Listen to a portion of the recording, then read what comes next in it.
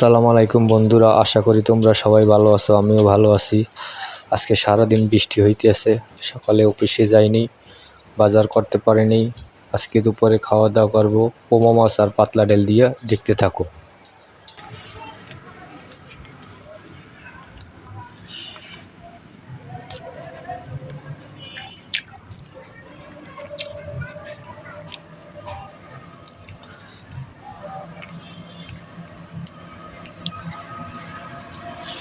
আচ্ছা,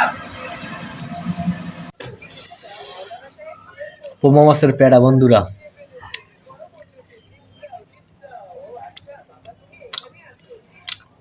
সেই স্বাদ।